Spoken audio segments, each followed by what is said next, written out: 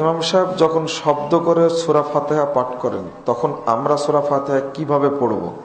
যেহেতু কোরআন মাজিদ পাঠ করলে চুপ করে শুনতে হয়, অপরদিকে সহিহ সুন্নাহ অনুযায়ী সূরা ফাতিহা না পড়লে নামাজ হবে না।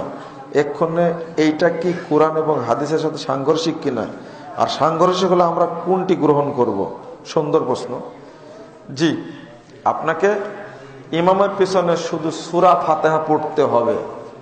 আল্লাহ রাসূল অনুমতি দিয়েছেন। এই আয়াতটি যে রাসূলের উপরে নাজিল হয়েছে ওই রাসূলই হাদিসটা বলেছেন। দুইটা কখনো সাংঘর্ষিক হওয়ার প্রশ্নই আসে না। বুঝতে ভুল হয়েছে, সেটা হলো শুধু সূরা ফাতিহার ক্ষেত্রে। কিসের ক্ষেত্রে? ইমামের সাথে শুধু সূরা ফাতিহা পড়বে, পরে যদি সূরা ফাতিহার পরে যদি ইমাম সাহেব সূরা ইখলাস পড়েন বা সূরা কাউসার পড়েন তখন কি পড়েন আপনারা? এটাই আমুল। কোরআন যখন পড়া হবে তখন চুপ থাকতে হবে। আমরা কি হাদিসটা আমল করি না? কোরআন আয়াতটাকে আমল করি না? ওয়াইদা কুরিয়াল কুরআনু ফাসতামিউ লাহু ওয়ানসিতু লাআল্লাকুম তুরহামুন। বুঝতে পারেন আপনারা? এই আয়াতটা কি রাসূলের উপর নাজিল হয়নি?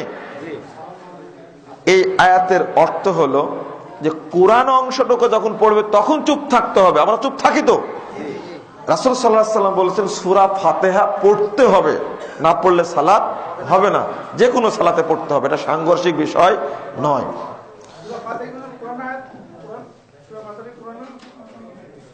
আচ্ছা, তাহলে আপনারা আরো জানতে চাচ্ছেন, তাই না?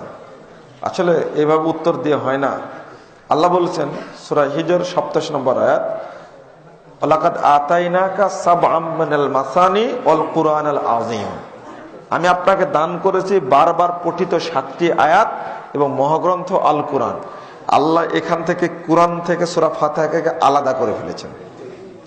আল ফাতিহা মানে কি জানেন? ভূমিকা। কোনদিনই বইয়ের ভূমিকা বইয়ের অন্তর্ভুক্ত হয় না। মূলের অন্তর্ভুক্ত হয় কি? তবে ভূমিকা বইয়ের সাথেই থাকে। ভূমিকা যেমন বইয়ের অধ্যায় হয় একটা, সূরা ফাতিহা একটা অধ্যায়, আল্লাহ নিজে আলাদা করে নিয়েছেন।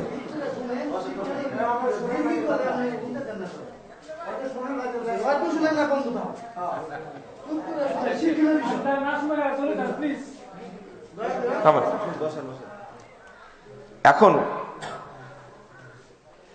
আসলে আপনারা নতুন নতুন তো, তাই আমি কিছু বলছি না, না হলে আমিও একটু ধমক দিতে পারি, কিন্তু আপনারা কি মনে করেন নতুন আসছি তো এই জন্য কিছু বলছি না আপনাদেরকে। হ্যাঁ, আর একদিন যখন আসবো তখন বুঝতে পারবেন। হ্যাঁ, যেটা বলছিলাম এটা আলাদা করে নেওয়া হলো।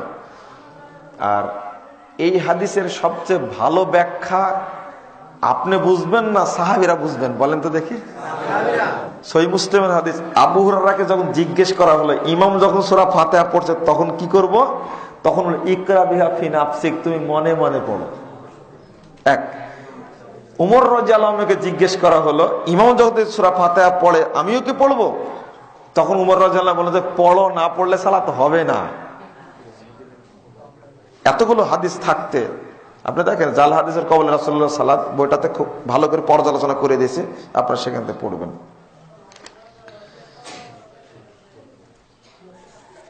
আর একটা বিষয় আমরা জানার জন্য বলি, সেটা হলো ওই এশার সালাতের শেষ 2 রাকাতে ইমাম কি জোরে পড়ে?